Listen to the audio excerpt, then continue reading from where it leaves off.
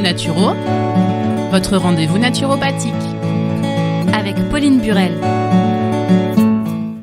Et bien voilà, comme tous les mardis, on se retrouve. Bonjour Pauline. Bonjour Kiki, bonjour à toutes et à tous. Eh bien aujourd'hui Pauline, tu vas nous parler d'un régime alimentaire bien spécial. Oui Kiki, aujourd'hui je vais vous parler du régime FODMAP. Donc c'est des initiales FODMAP. Et c'est devenu populaire les dernières années pour les personnes qui souffrent de côlon irritable et de troubles digestifs. Eh bien, qu'est-ce que c'est exactement le FODMAP ? Alors, FODMAP, c'est l'acronyme, donc c'est en anglais, Fermentable Oligosaccharide, Disaccharide, Monosaccharide and Polyol. Wow. Voilà, donc FODMAP. Ou en français, c'est polyol, monosaccharide, disaccharide et oligosaccharide fermentescible. Donc en fait, les FODMAP, ce sont des sucres, des glucides, qui appartiennent à la famille des fibres, des prébiotiques. Donc prébiotiques, nourriture de la flore intestinale. Ils sont présents dans certains aliments qui sont peu absorbés par l'intestin et se retrouvent dans le côlon et comme j'ai dit, vont servir de nourriture pour certaines bactéries de la flore dites de fermentation. Les oligosaccharides, c'est des chaînes courtes de glucose, de sucre, associées à du fructose, du galactose ou à du mannose. Donc ce sont les fibres qui sont les plus fermentescibles. Donc fermentation.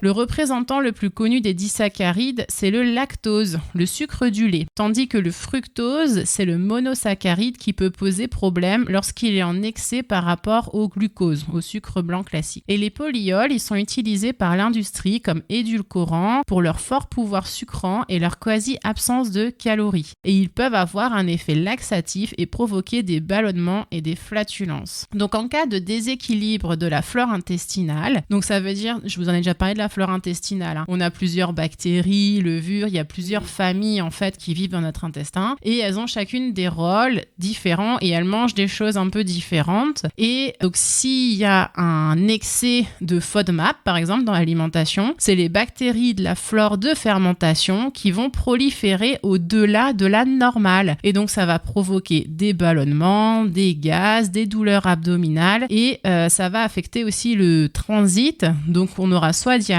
soit constipation. Eh bien, en pratique, ça donne quoi ce régime pauvre en FODMAP ?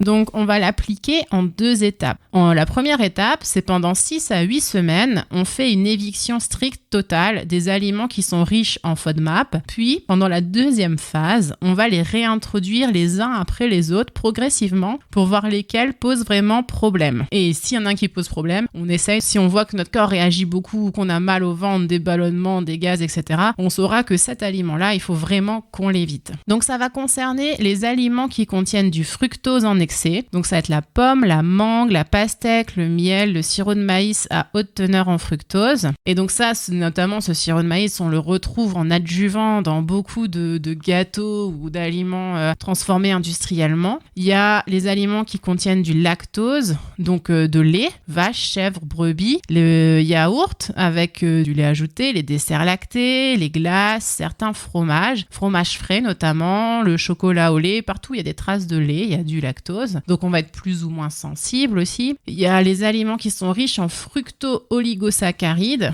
donc là on retourne plutôt dans les fruits et les légumes, artichauts, asperges, betteraves, choux, aubergines, ail, poireaux, oignons, blé, seigle, pommes, pastèques, kakis, endives, et les aliments qui sont riches en galacto-oligosaccharides, ça c'est toutes les légumineuses, lentilles, pois chiches, haricots, flageolets, les choses comme ça. Et les aliments qui contiennent aussi des polyols, donc ça, on retrouve encore une fois la pomme, abricot, avocat, mûre, pêche, poire, prune, pruneau, pastèque, chou-fleur, champignons, maïs doux. Et donc pour les édulcorants qui sont ajoutés, qui ont un pouvoir sucrant avec peu de calories, c'est le sorbitol qu'on retrouve sous l'appellation E420, le mannitol qu'on trouve sous l'appellation E421, l'isomalt, c'est E953, maltitol E965 et xylitol E967. Donc je vous rappelle, c'est la première étape qui dure à peu près 6 à 8 semaines où là on va essayer de supprimer tout ça. parce que tout ça, ça peut être source du coup de problèmes au niveau du ventre après, parce que dedans il y a des FODMAP. Et comme je vous l'ai dit, il y a 3 familles de FODMAP. Donc on va essayer de réintroduire chaque aliment l'un après l'autre pour pouvoir se dire,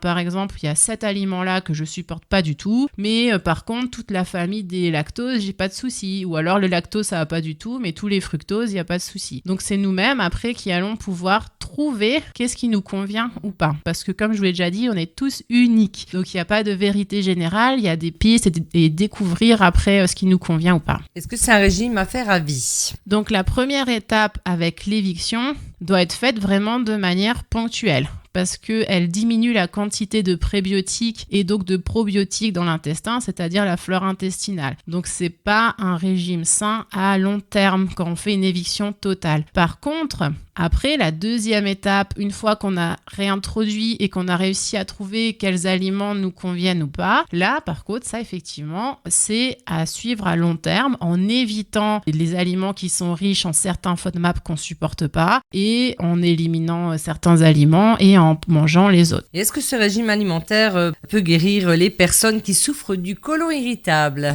Alors non, il ne va pas le guérir parce que dès qu'on arrête le régime pauvre en FODMAP, les douleurs, les flatulences, la fatigue, les inconforts reviennent. Mais par contre, ça va vraiment grandement améliorer ses symptômes et permettre à la personne de pouvoir mieux gérer sa pathologie. Ça veut dire qu'une fois qu'on a réussi à identifier les aliments qui sont mauvais pour notre ventre et qui nous font des douleurs et qu'on les a éliminés de notre alimentation, normalement, on devrait presque plus avoir ces symptômes qui nous gênent. Mais par contre, après, c'est à vie qu'il faudra continuer à faire attention et adapter à ce nouveau régime alimentaire parce que sinon, ça va revenir. Ce ne sera pas guéri. Eh bien, merci beaucoup, Pauline. On se dit à la semaine prochaine.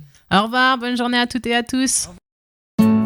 Allo Naturo avec Pauline Burel, c'est tous les mardis à 13h sur RCB et sur www.radio-rcb.fr. RCB